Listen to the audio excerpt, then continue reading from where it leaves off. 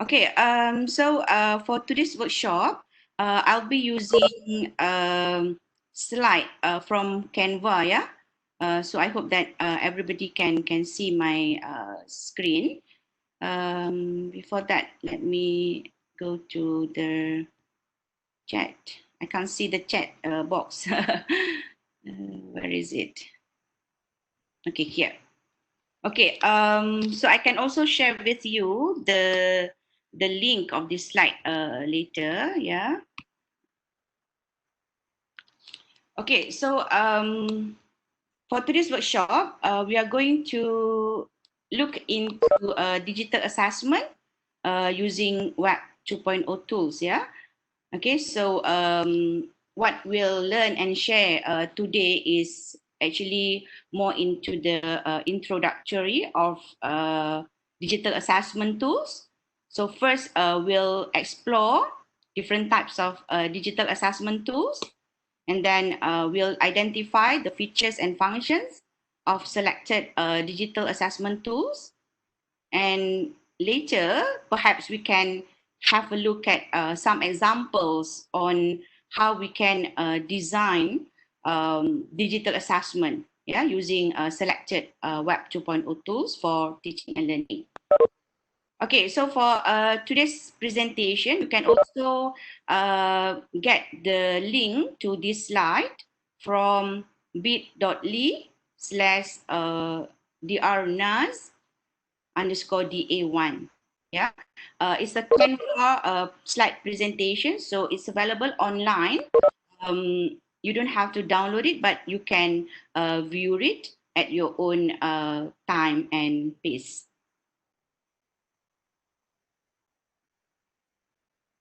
Okay, let's start. Perhaps we can go to www.menti.com and use the code 810118 to start our workshop today, just to get a bit of ice breaking and, you know, like get some preliminary informations about today's participants.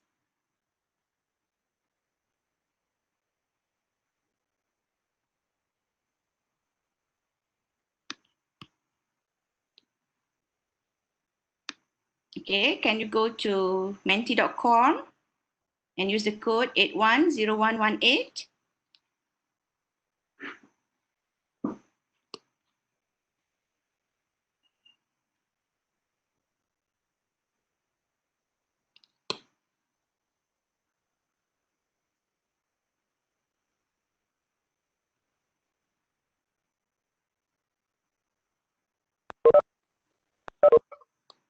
Okay, so you can grab your smartphone or open a new browser on your desktop or laptop and try to respond to this Mentimeter.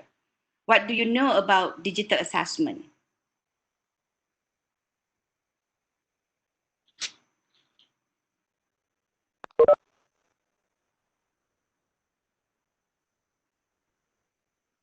Okay, we only have 3 people joining in the Mentimeter. Perhaps some others want to join and give your feedback or response to this Mentimeter activity.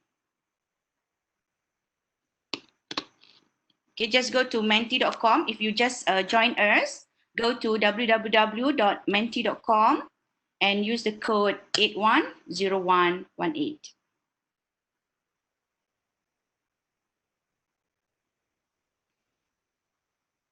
Okay, I'll close that one first.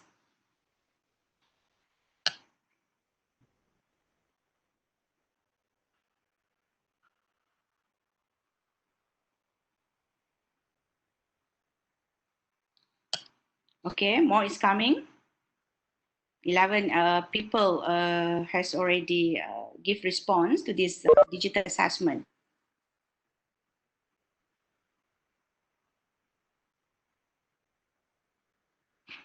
Okay,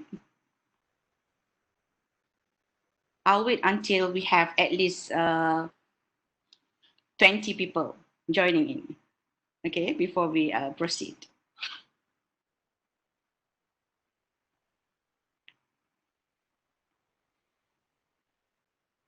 Interesting. More is coming in, yeah.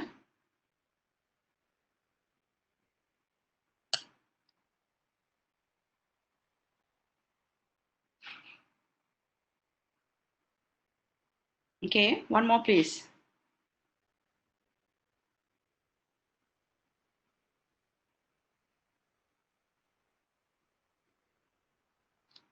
Okay, anybody else want to join? Go to www.menti.com and use the code 810118.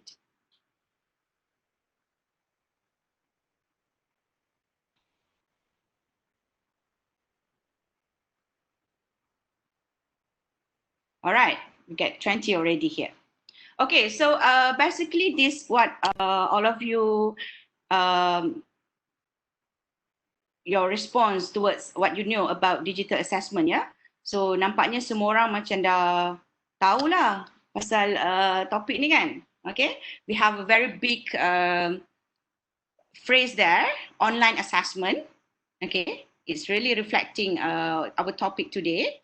Okay, and then other we have using software. Okay, add puzzle here, and then online, internet. Okay, digital learning. All right, that's a very interesting feedback, yeah, from all of you. Okay, so formative, interactive, yes. Using new technology, asynchronous method. Okay, yes, we can have both synchronous and asynchronous. Okay, and then using online platform, convenience tool, online evaluation, and so on. Okay, so well, I think you all has already have the initial idea of what today's workshop is all about. So actually, in today's workshop, we're going to look at some digital tools, yeah, that we can use to support digital assessment or online assessment. Okay, because as we know, we are now in the remote learning environment, yeah. So where everybody has to conduct the teaching and learning activities in the remote learning environment. So it's really the time that we opt for digital assessment. Okay, so that we can transform our traditional way of paper-based assessment into digital or online assessment using online platform. Or more specifically for today's workshop, we'll be looking at Web 2.0 tools. All right, well done. Okay, so that's just an ice breaking for today's workshop. And from there, I can actually see that everybody has initial understanding of what digital assessment is. And perhaps for an introduction, this is just a definitions of what assessment is.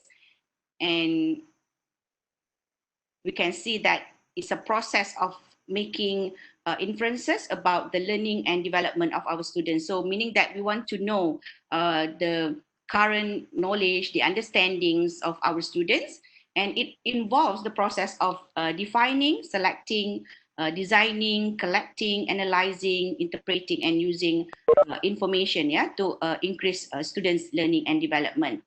And according to Banter 1999, it's a systematic collection, review, and use of information about educational programs.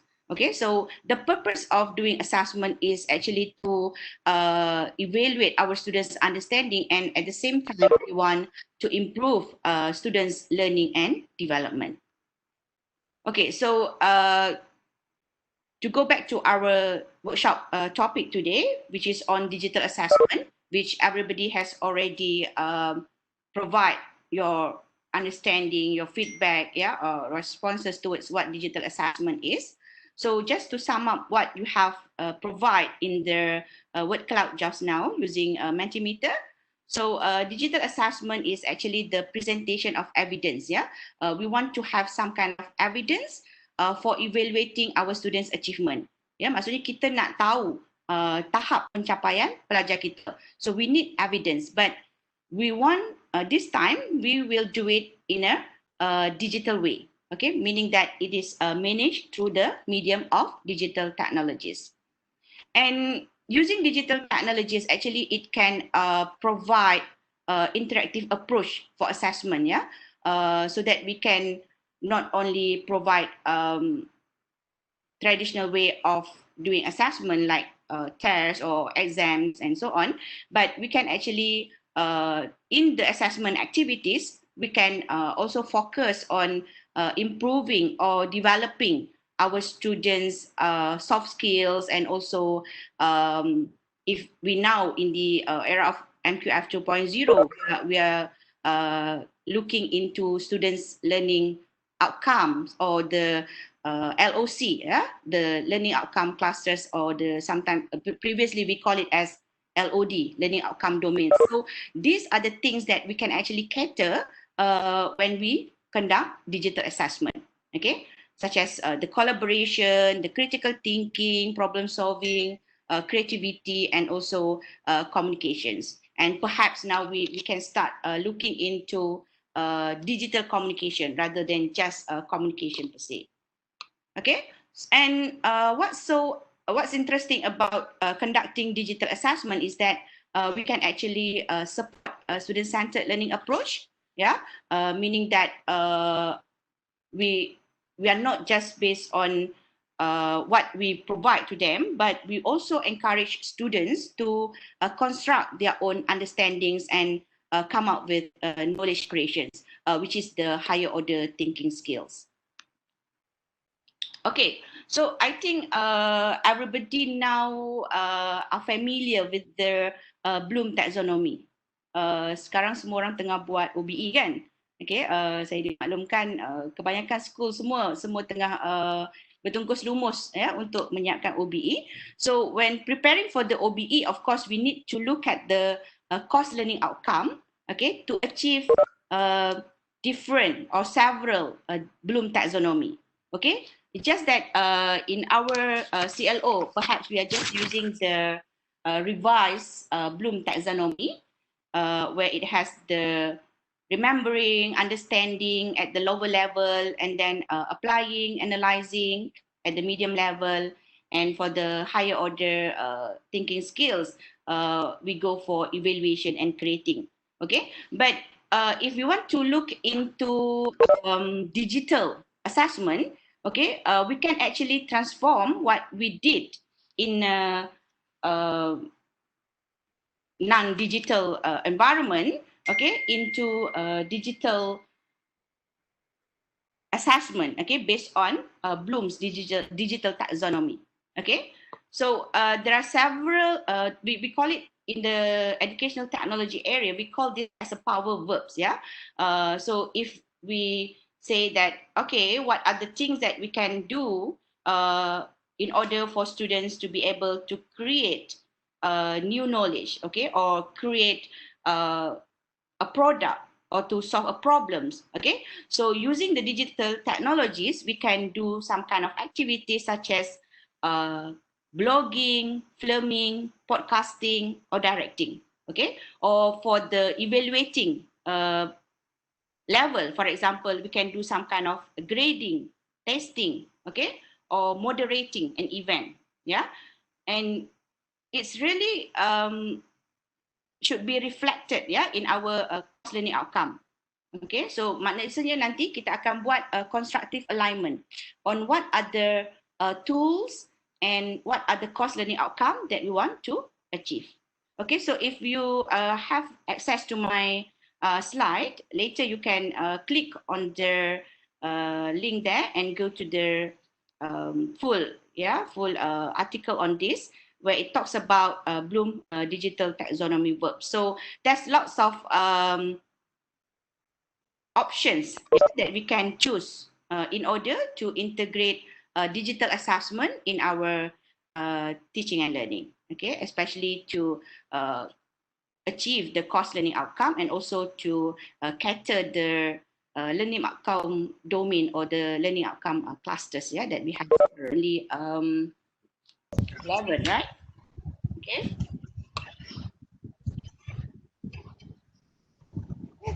All right. So from the Mentimeter activities just now, I think most of you also mentions about several Web 2.0 tools, yeah, that we can use to integrate digital assessment. Okay, from the Mentimeter just now, we can see example you mentioned about Padlet, at Puzzle, sorry, yeah, Padlet, at Puzzle here, and then Google Form, okay, Moodle, Telegram groups, Socrative quizzes, and so on. Yes, those are the digital tools or the Web 2.0 tools that we can integrate in our assessment.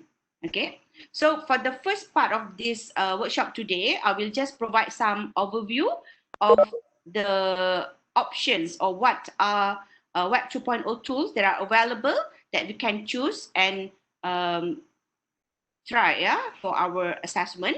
And then later we will look at some examples, and I will also demonstrate one or two tools that we can integrate for assessment. Okay, from that many tools, ya, daripada banyak-banyak tools yang ada tadi tu, Web 2.0 tools, actually we can use those tools in a several ways. Ya, ada banyak cara kita boleh integrate those Web 2.0 tools in conducting a digital assessment. But for today's workshop, I categorize that into three. Yeah. First, I call it as closed or open-ended assessment. Okay, and then we have a project or digital product-based assessment. And also, perhaps we want to look at how to transform from the face-to-face presentation into a digital presentation. Okay.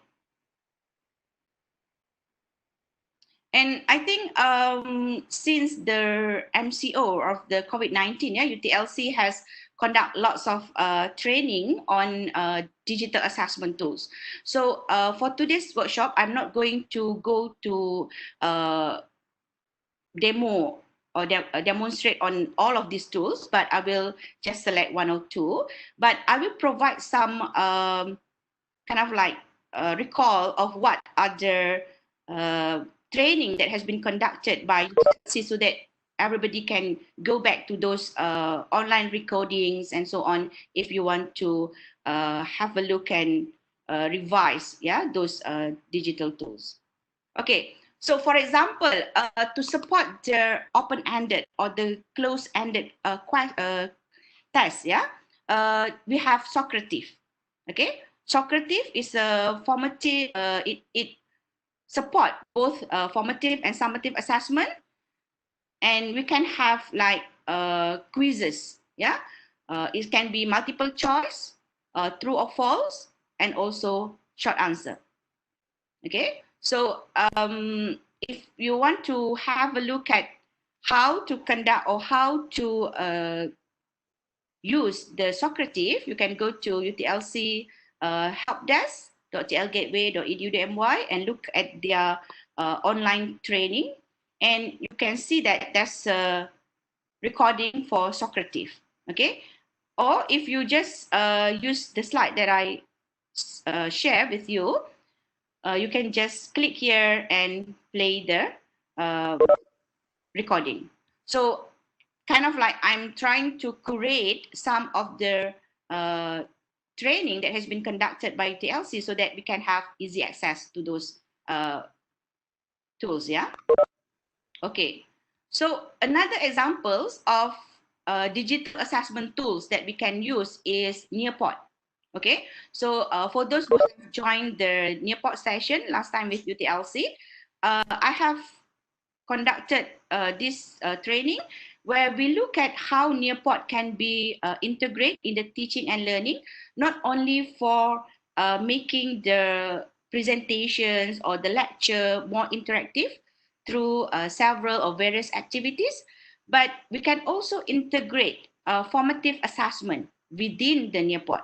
Okay, so we can actually do that using Nearpod as well, and it offers both close-ended and also open-ended task-based assessment.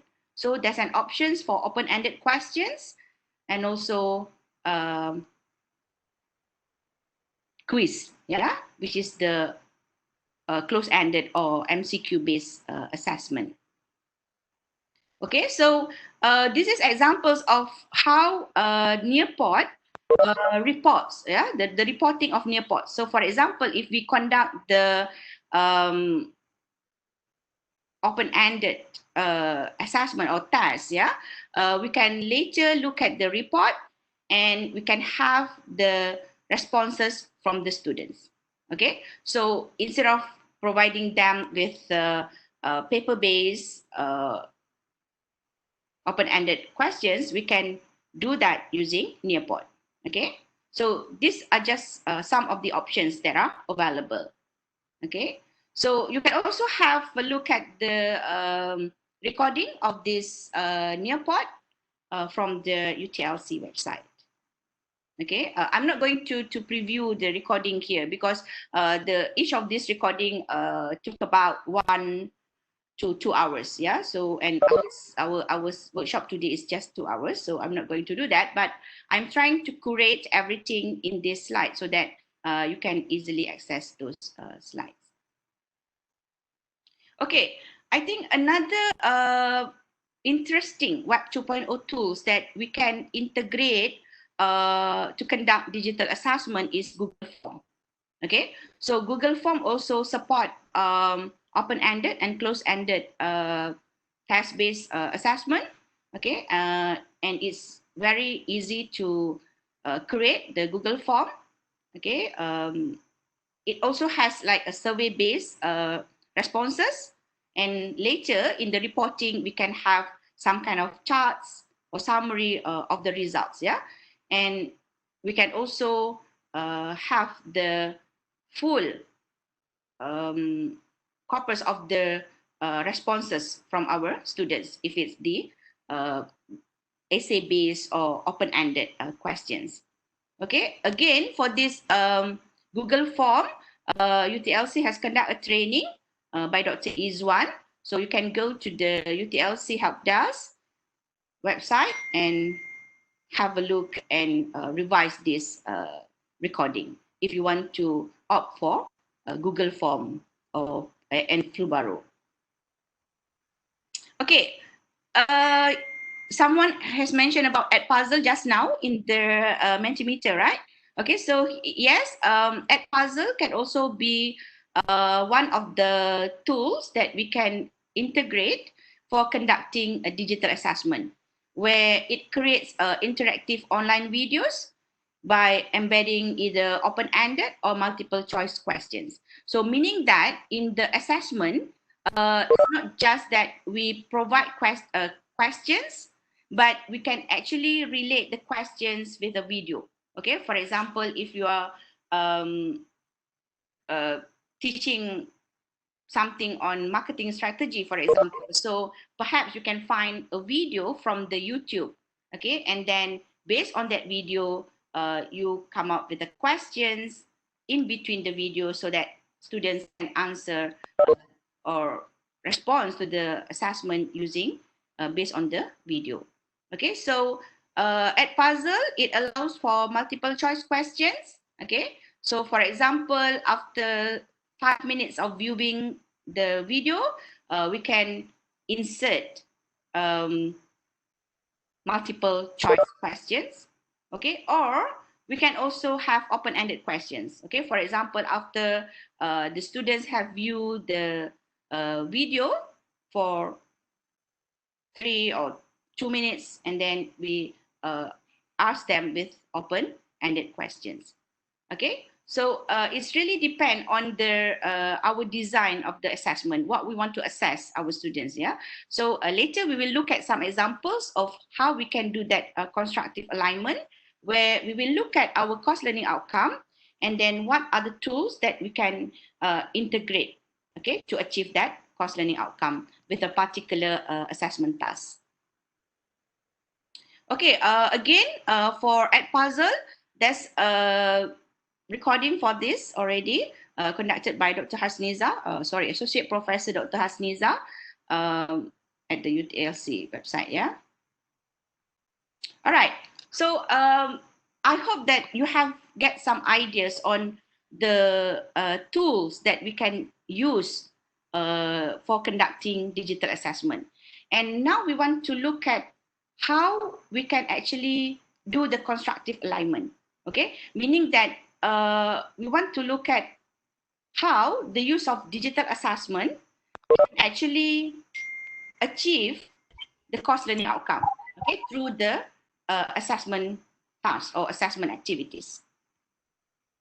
Okay, I'm giving examples of one of my course here, which is SGDT 5013, yeah, ICT in education. So one of the course learning outcome in this course is at the end of the course, students should be able to design and instructional materials that integrate digital technologies. So the cognitive level is C6 here, which is creation. Yeah, the highest at the Bloom taxonomy. Okay, so and for this course learning outcome, we have to achieve or we have to cater for LOC2, which is the cognitive skills, and also LOC3D, which is the digital skills. So it's really depending on the course that you teach and how you want to align the assessment task with the course learning outcome. So because this is ICT in education, so we really need to look at how students can integrate digital technologies or ICT in the education or in the teaching and learning. All right. So the assessment task that we have is for this CLO. Okay, student has to choose one topic. Okay, so for example, for this semester one, I think A191. Okay, student has to choose one topic, which is the theory or models that underlies technology integration. And then they have to create an interactive poster or infographic, okay, for that topic that synthesize the important information about the topic. So this is the cognitive level, yeah, the cognitive things that we want to measure. Okay, and the interactive infographic will help learners to better understand the topic.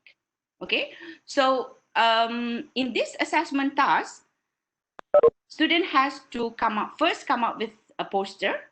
Okay, and in order to come up with a poster, they need to gather informations and then analyze the informations and synthesize the informations before they put it into the posters.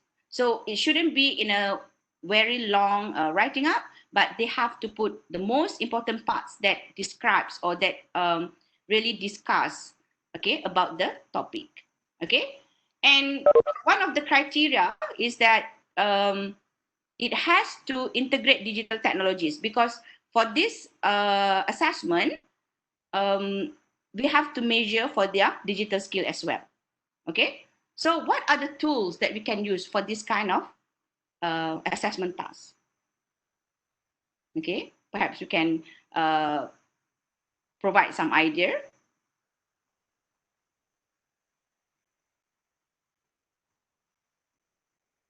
Okay, so what we use is actually Web 2.0 tools, which is Canva, and then student also use Web 2.0 tools, which is HP Reveal and QR code generator.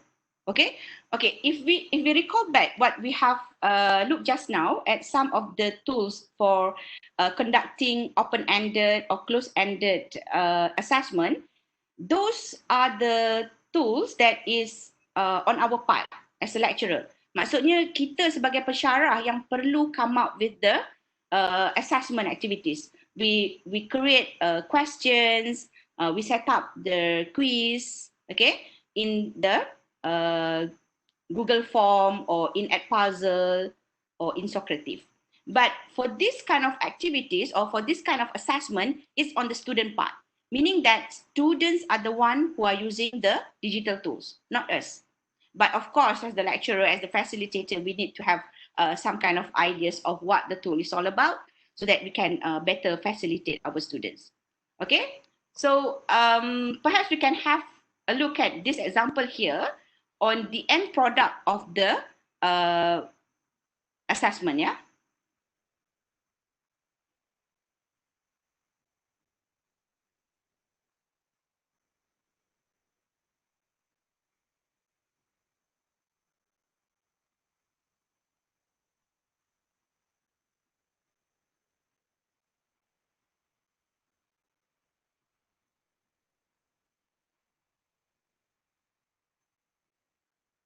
Okay, it's a bit slow.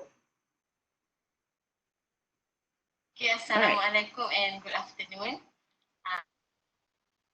My first infographic poster for IT in education. My topic is about verb to be. It is one of the important grammar rules in English that students need to learn before they know how to write or speak in English. So, as you can see here, this is the rules. I am, he is, she is, it is, you are, we are, they are. So this is the examples given for the students so that they will understand better.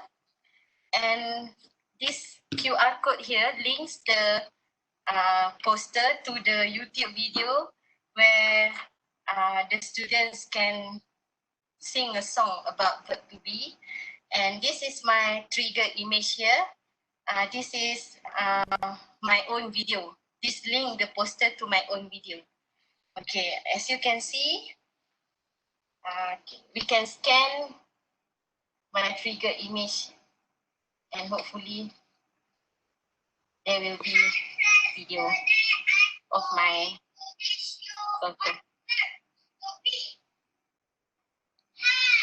Okay, that's it. Okay, this is the song. The verb to be song.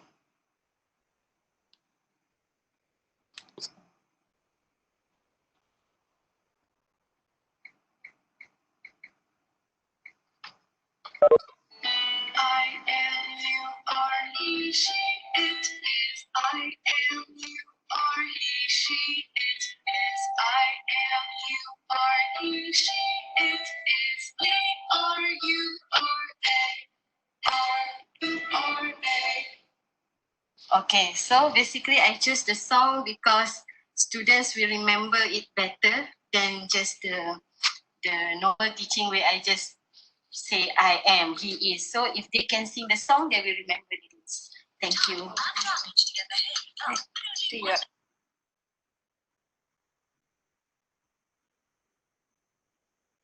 Okay, so that's an example of the end product of the assessment, yeah?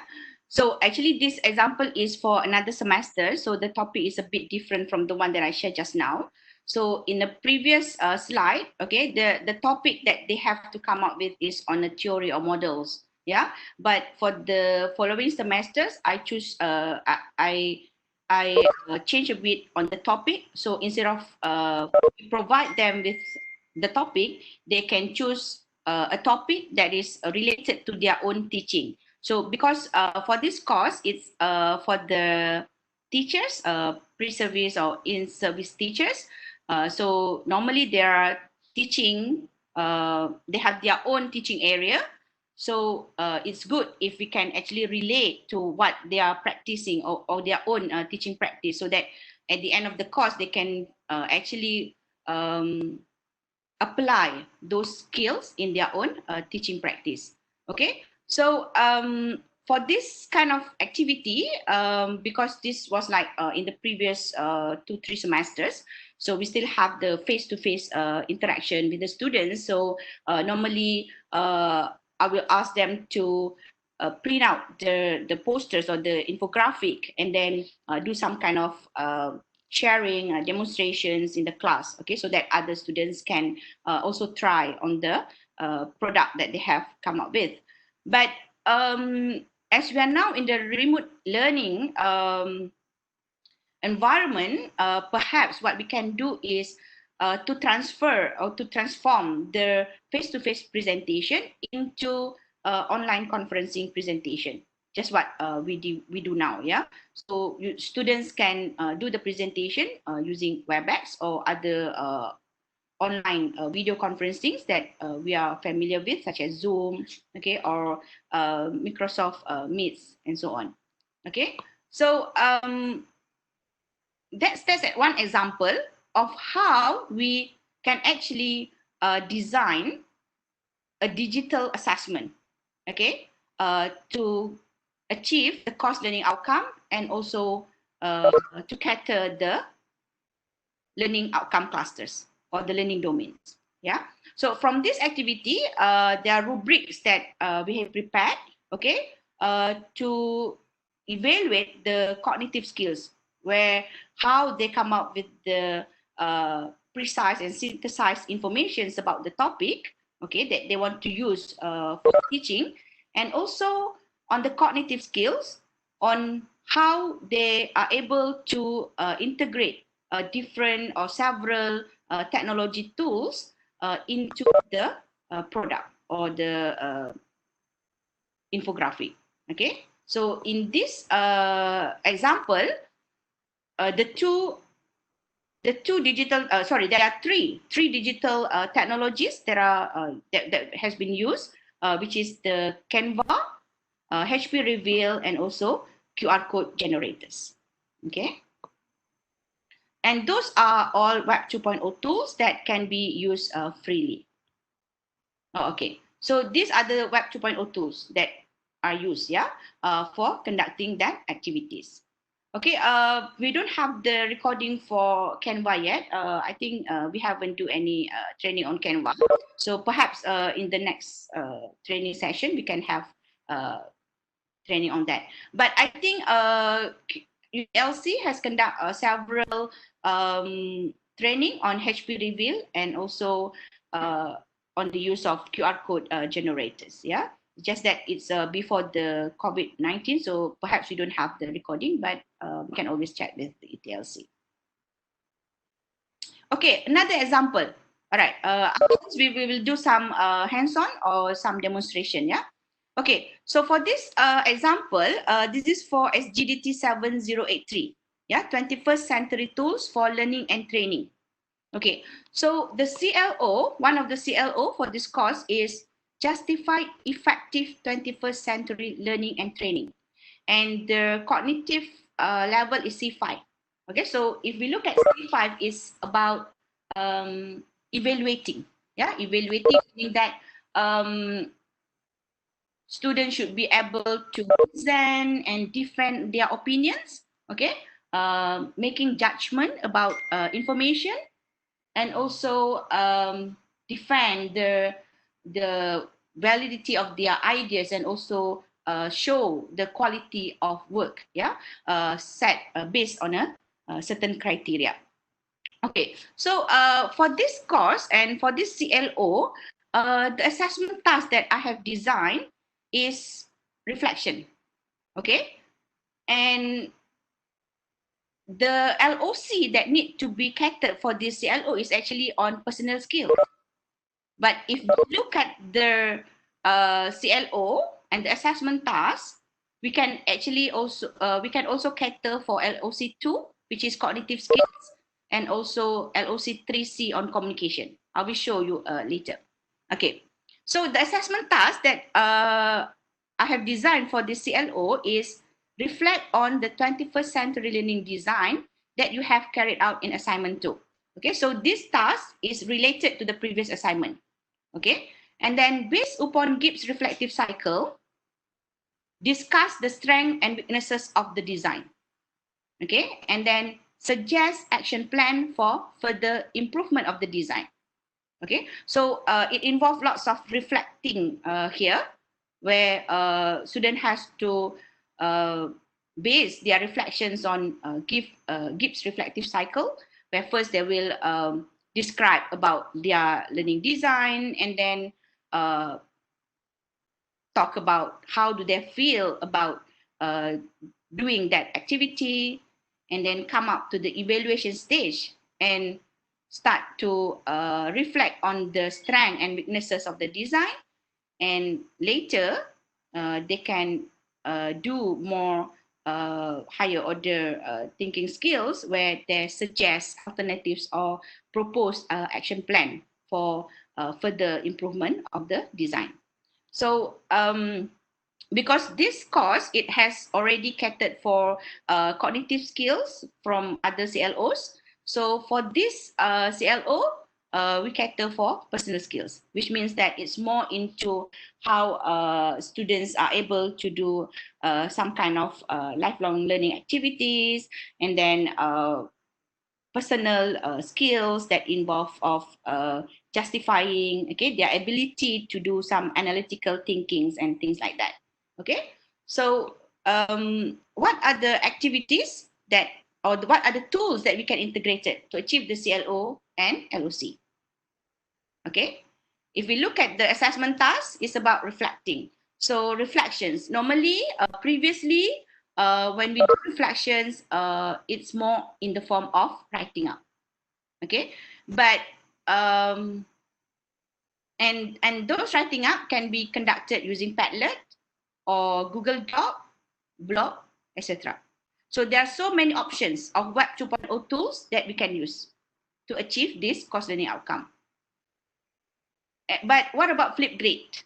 Okay, has anybody here used Flipgrid before? Anyone?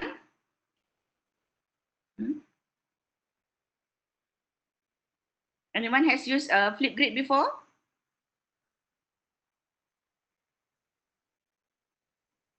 Okay. Silent means yes or no, right? Okay, so never mind. So that's one of the tools that I want to share and demo today, on how we can actually use Flipgrid to conduct assessment tasks for this course and to achieve the course learning outcome. Okay. All right. So now is the practical applications.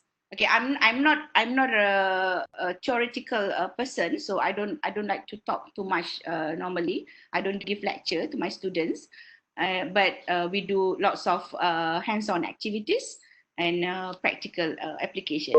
So now is the practical applications part, where we will look at some demonstration on how we can actually use Flipgrid. Okay, it's a video-based Web 2.0 tools platform, where we can do some kind of reflection activities, or we can do some kind of presentation. Okay, and perhaps later, after you look at the demonstration, you can think of what are the activities or what are the assessment tasks that you can create using Flipgrid. Okay, so I'll bring you to the Flipgrid website. So the website is flipgrid.com, yeah?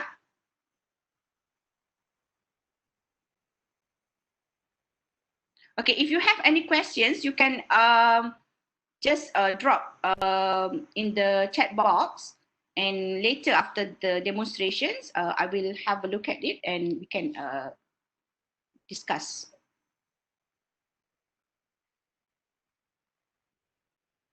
Okay. All right. Okay, we hope that the internet connection is strong today, so that we can do the demonstration smoothly. Okay, because even though we are now in the remote learning environment, I know that we still struggle with the technology and the technical glitches, yeah, during the synchronous live session like this. Okay, so this is the Flipgrid website. Okay, if you have already, and if you have an account with Flipgrid, you can just log in, or otherwise you can sign up for a new account.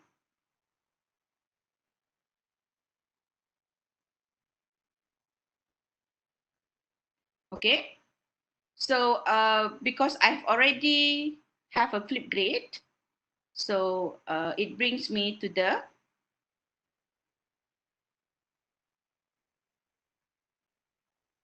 dashboard of the Flipgrid. Okay, let me go back. I have to log out first here. Okay, so if this is your first time, you can click sign up today. Okay, and then you can sign up either using Google or Microsoft. Okay, so I would normally use Google, but now I think everyone has the Microsoft 365 account, so you can also sign up with Microsoft 365. Okay. Okay, once you have signed up with Google, you can click here and choose an account to continue to Flipgrid. Okay, so like me, I have this account, so I just choose my Google account, and it will bring me to the Flipgrid dashboard.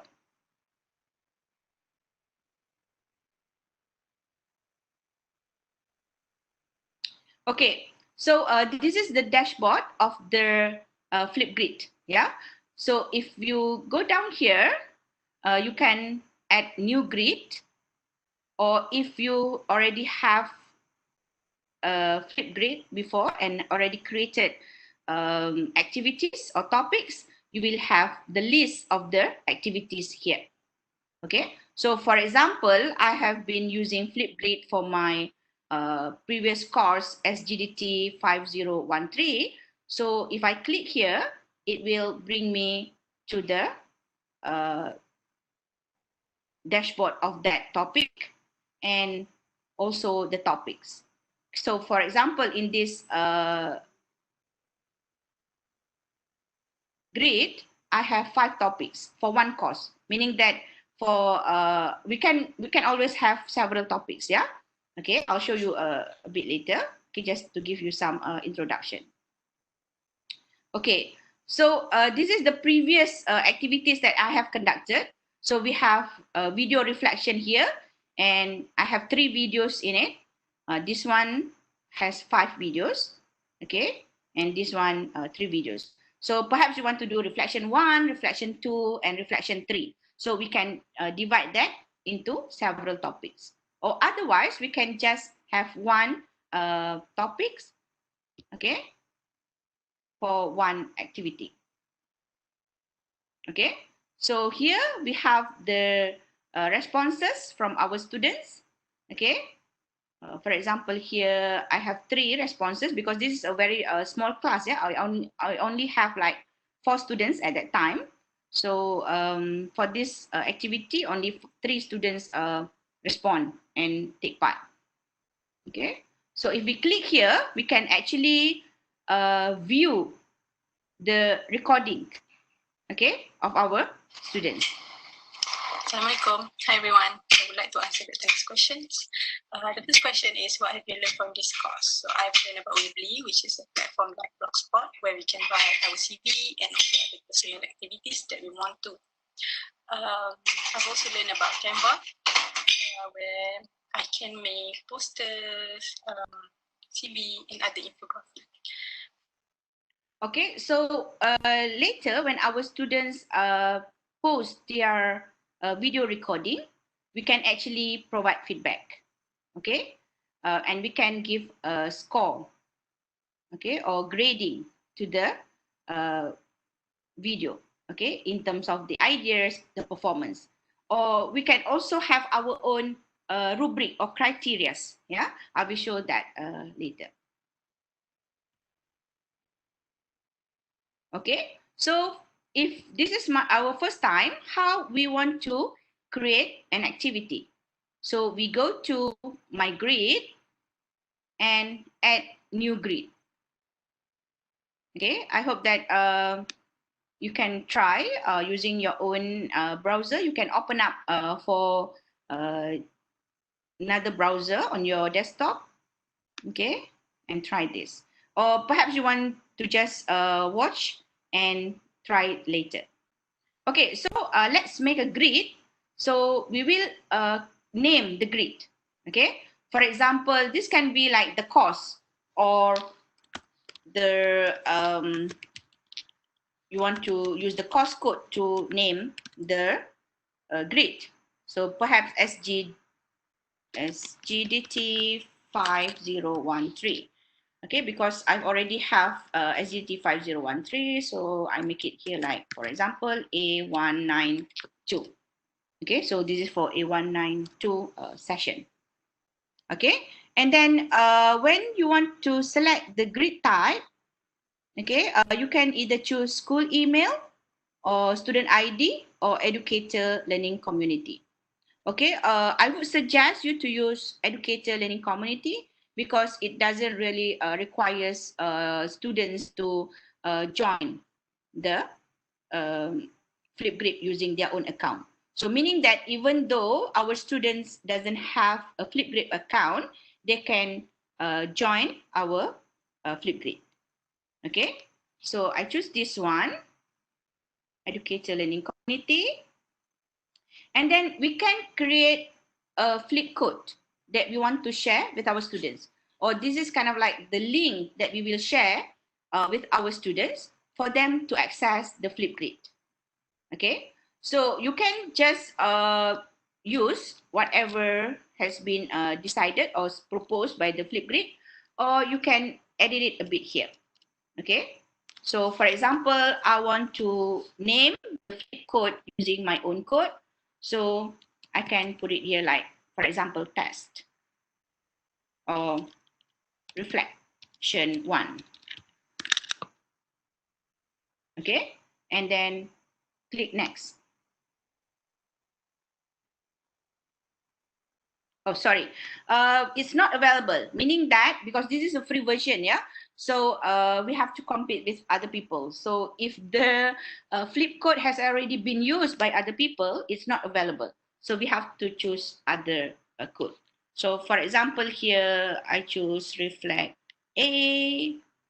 Yeah, reflect A. Or underscore. No, you can't use underscore.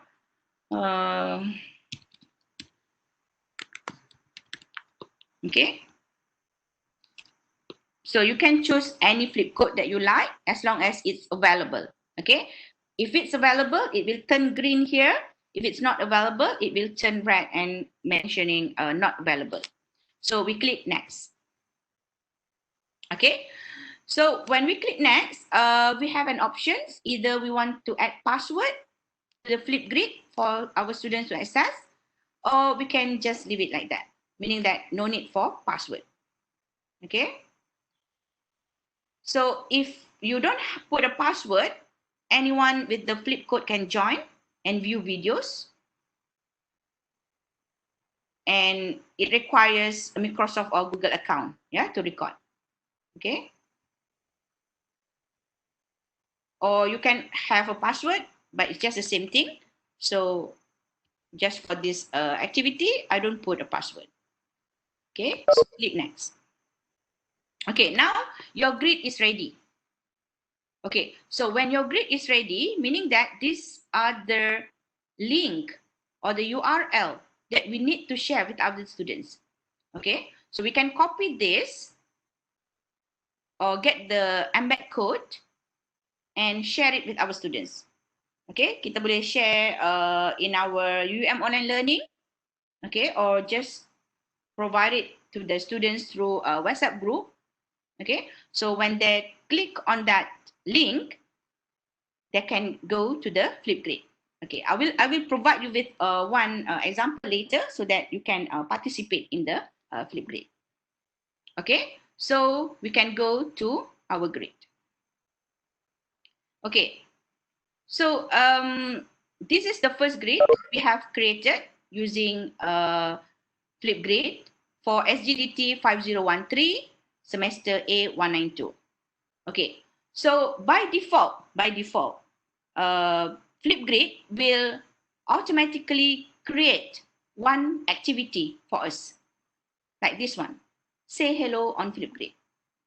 So this is kind of like the ice-breaking things.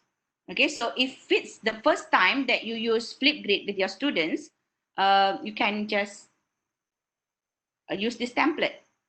Okay, so, and we can edit the topic here. If you don't want to use the topic say hello on Flipgrid, you can change it into other topic. For example, ice breaking. Or go straight to the assessment task that you want to do, the reflection.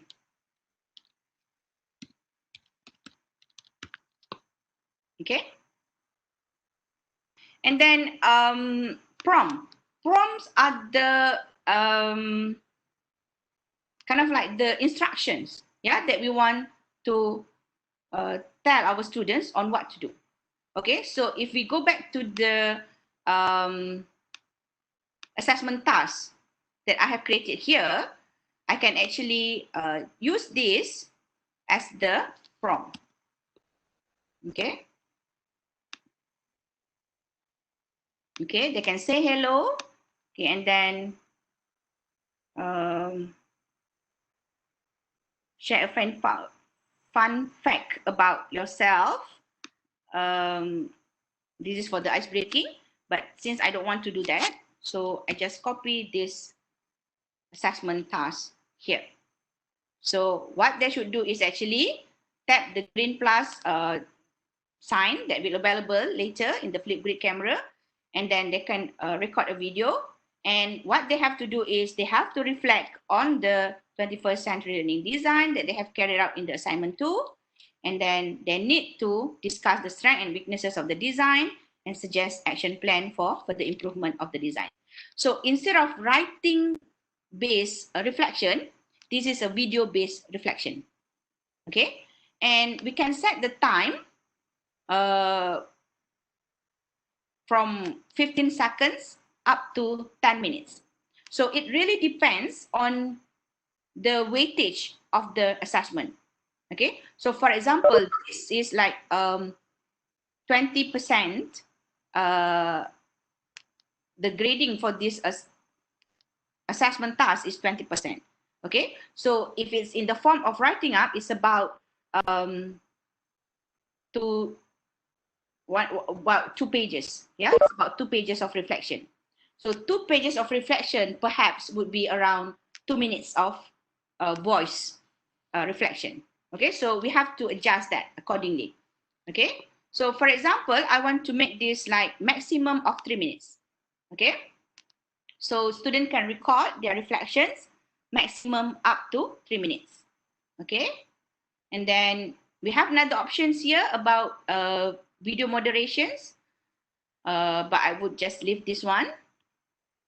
Okay, focus. Okay, here we can add a media resource to engage our students.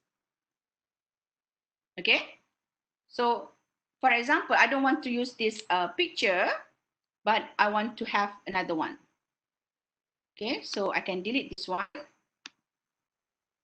And I can upload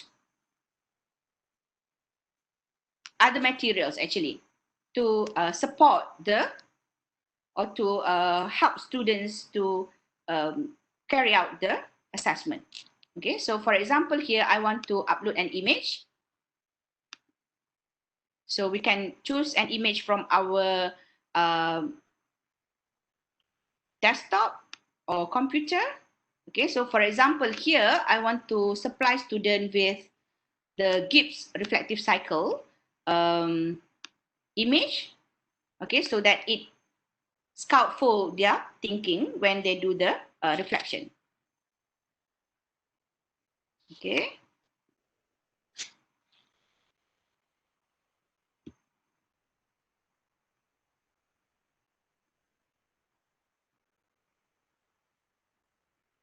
All right. So when we have this one, the student will see the title, the prompt, and also the image or the focus media that we share with our students.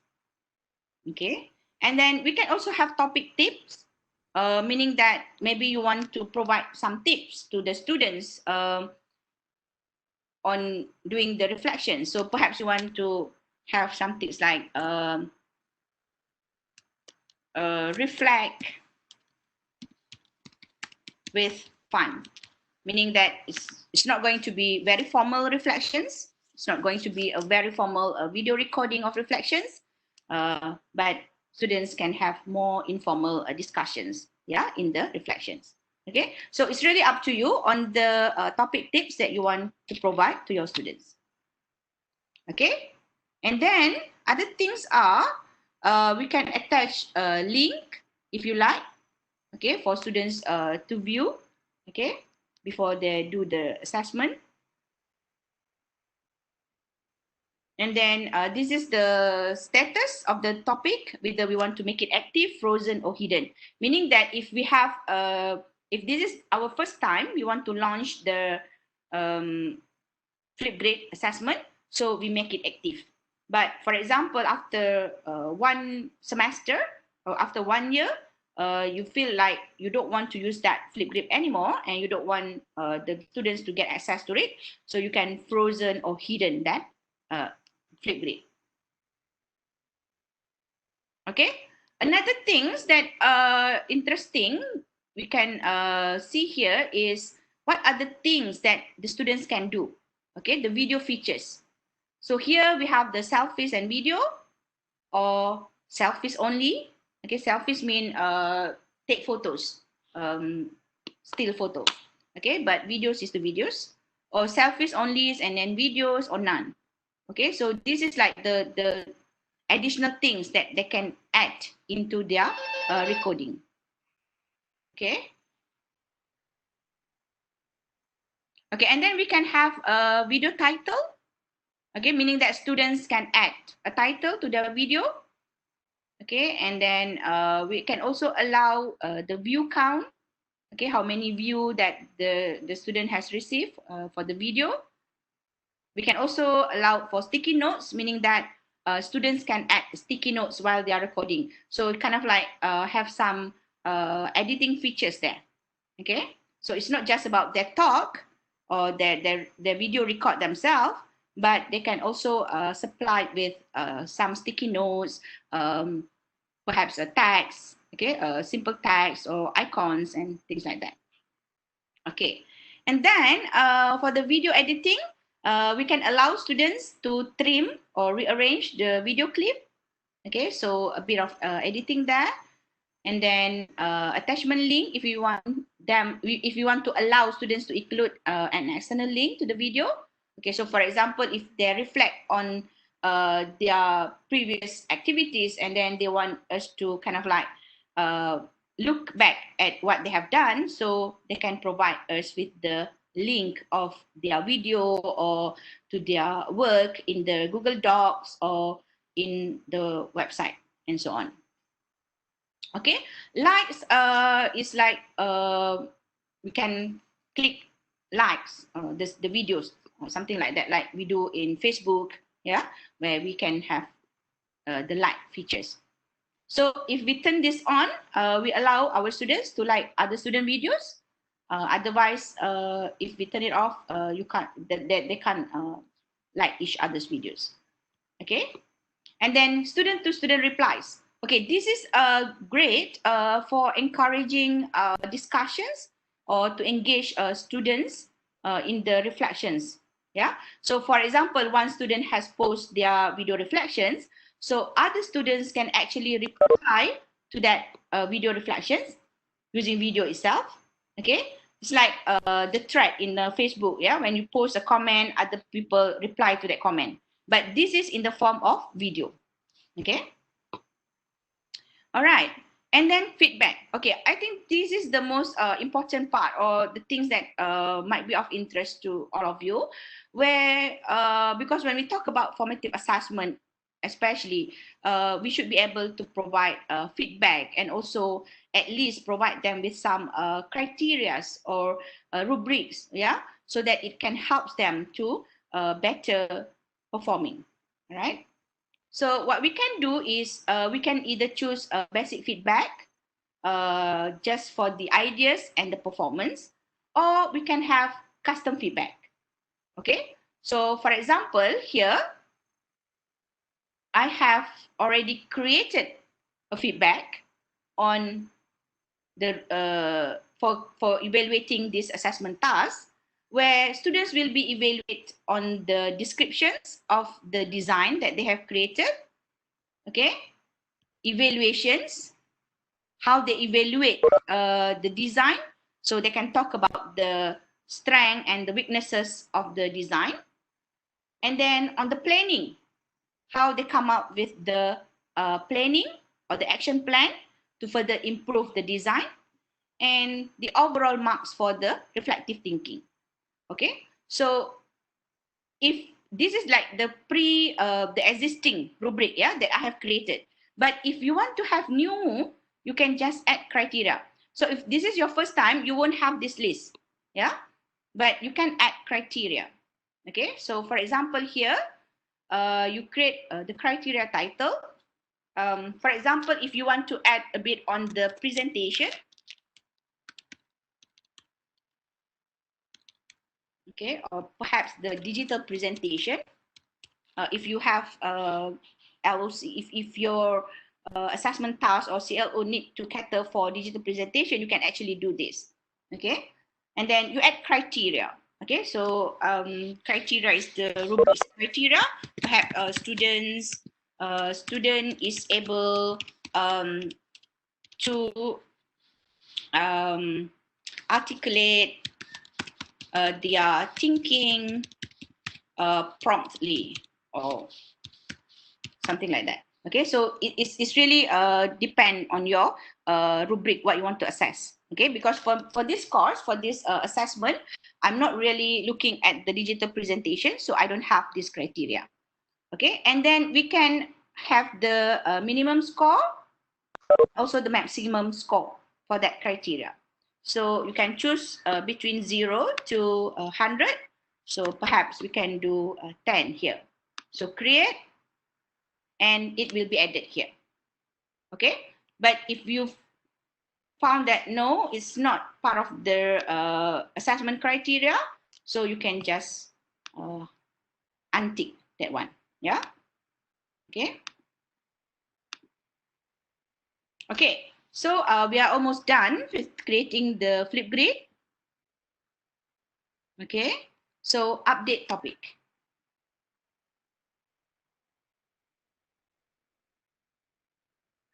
Okay, so this is the view when we have done creating the assessment task. Okay, so we have the topic of the task, reflection, and then we have some kind of descriptions or the assessment task descriptions on what they have to do. Okay, and then the tips, if you like, and we have insert focus media here, meaning that they have to reflect based upon the Gibbs reflective cycle. So, well, actually, it's not really impromptu. It doesn't mean that when we use Flipgrid, it must be impromptu. But they can have a look at this first, come up with a draft, okay, or a script, and then they can record. Yeah. So it really depends. If you want to do impromptu, yes, you can do for activities in the classroom. So, for example, for ungraded formative assessment, I mean, so after you discuss on a topic, you create a Flipgrid, and you want them to talk or reflect on the particular topic or issues promptly. So you can do that as well. All right. So when we are done, previously we already share, yeah? But we can always share again here. We can always get back the share code here. So this is the code for sharing, flipgrid.com. and the code given by the Flipgrid. Okay, so we can copy this, or we can have the QR code for students to scan. Okay.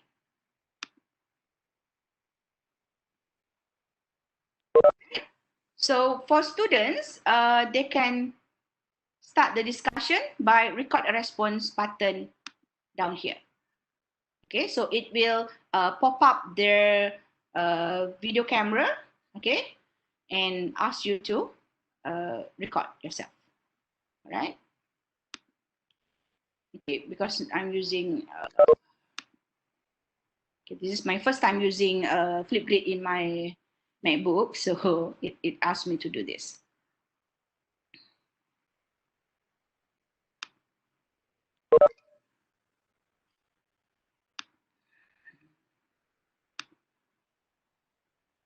Okay, maybe we can try this using your own device.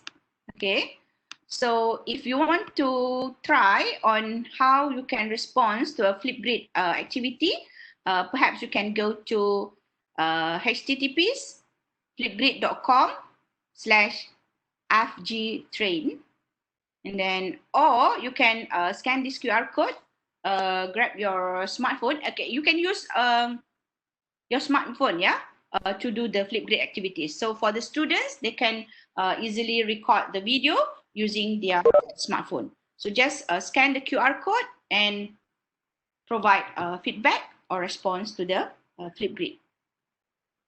Okay, perhaps I can give you like around 2-3 minutes to try this while I'm looking at the chat box for some questions if there's any.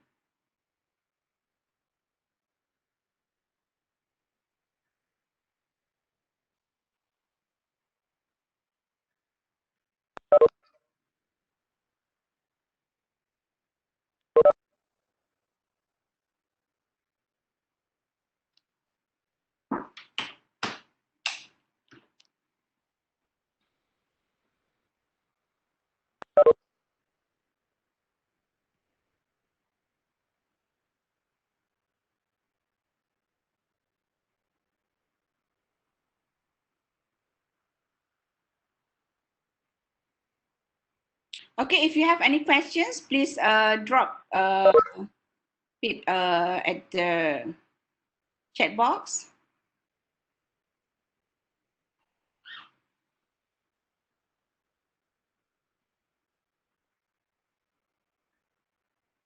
Okay, the rest, please try to give response to this Flipgrid.com. So this is kind of like just to get the experience of using Flipgrid. So later you can feel like, oh, okay, so this is what we can do with our students. And we can try to plan for this kind of digital assessment. Okay, that's the questions here. Can student view other student submission? Yes, we have that option before. Either we want to allow other students to see, or we can't. So, but normally, yes, it can, because the idea is we want to allow for more engagement, so students can respond or reply to other students' submissions. Yeah. So yes, you can. Okay, please share the link again, bit.ly later. Oh, okay. Oh, you want the link to the slide, yeah? So the link is bit.ly slash drnas_da1. Okay, so this is the link to the slide, to this slide. Okay.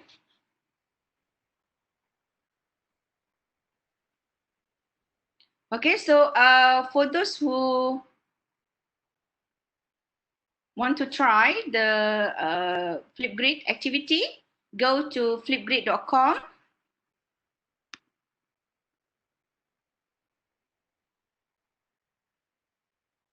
and FG train, yeah, or you go to flipgrid.com and enter the code. Okay, so this is the view for the students.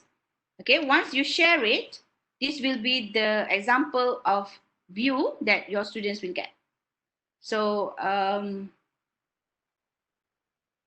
you will have the title of the reflection of the Flipgrid.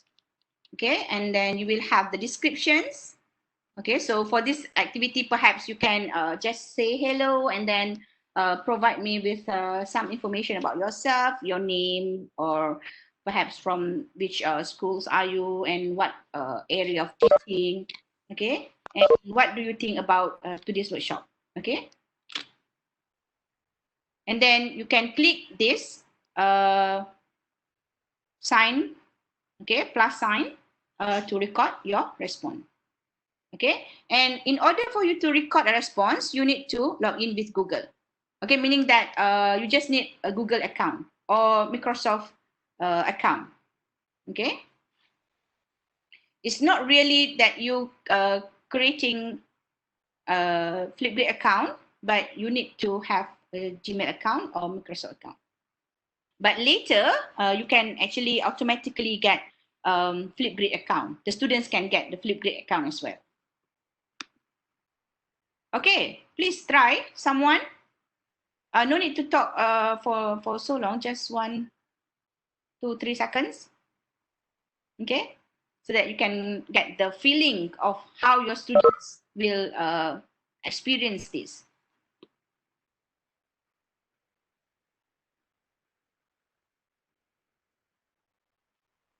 Okay, let me check for if there's any other question. Need install the apps if using handphone. Well, I don't think so. You just need to scan for this QR code.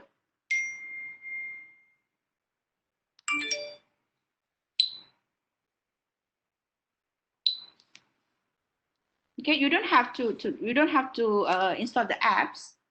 Okay, it will bring you to the Flipgrid website, and you can do it that. But if you want to download the apps, you can do as well. Okay, so it will appear on your smartphone if you scan the code. Okay, the Flipgrid, and then you can just tap that plus button and start recording. Okay.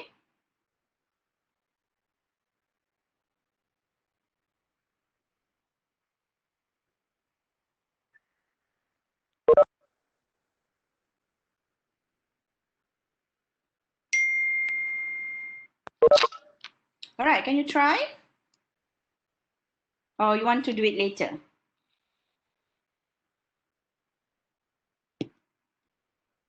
Okay, sorry, yes, you need to install the Flipgrid apps using your handphone. If you are using handphone, but it will bring you directly to the apps, so you can just get that and install it into your handphone. Otherwise, if you are using browsers, you don't have to install the apps. Yeah.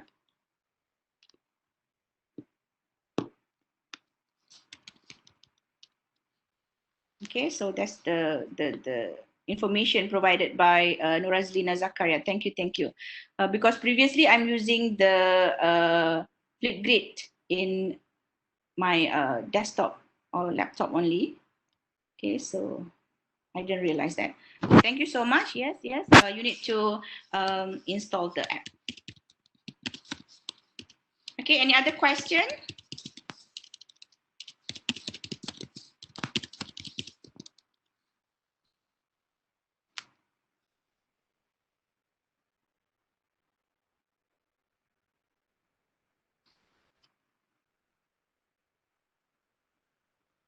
Let me see if anyone has tried to.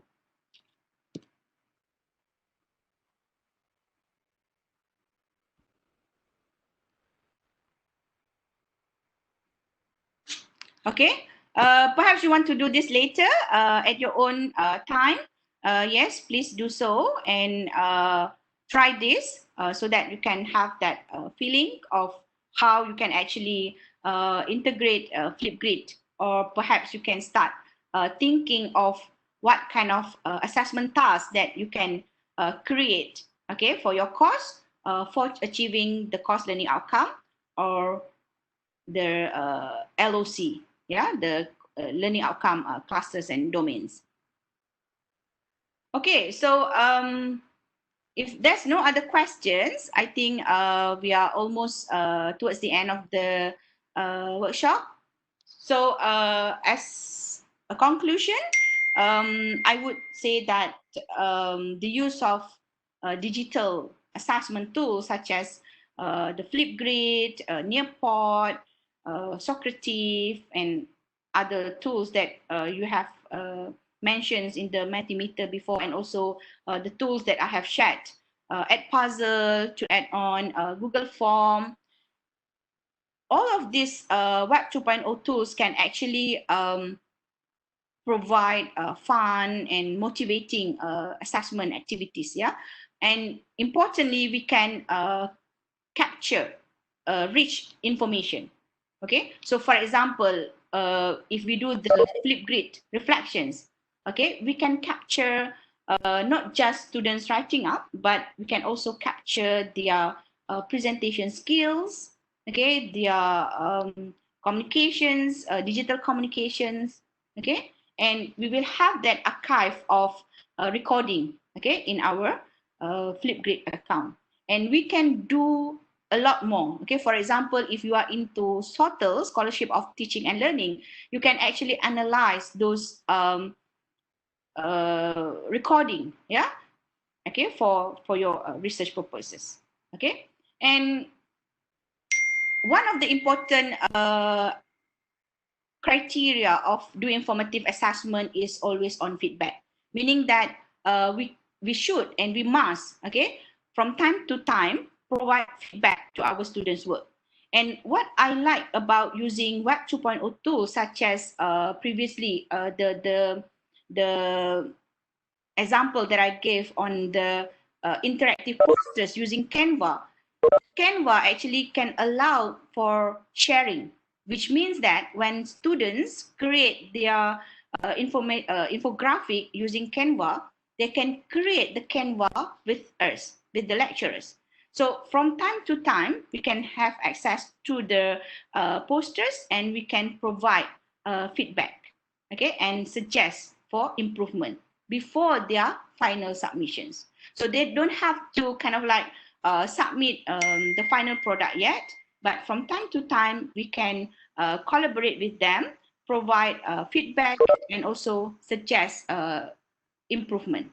Okay, and other things is this kind of Web 2.0 tools like Nearpod, for example, Flipgrid, okay, it's really engaging, where it allows students to not only come up with their own creations of knowledge, but they can actually share their thought, okay, and give feedback to other students' work, okay, digitally. Okay, so I think it's really time for us to look into what are the Web 2.0 tools that we can use to create assessment tasks, okay, for supporting digital assessment. And of course, importantly, this kind of activities, digital assessment activities, um, can support us to achieve the course learning outcome, and also to cater the learning outcome clusters or domain, like what I've shared just now. So perhaps if any of you want to share on one of your course learning outcome, okay, and then perhaps you have an idea on what are the tools that you want to use, you are most welcome. Okay, just grab your microphone and please share with others.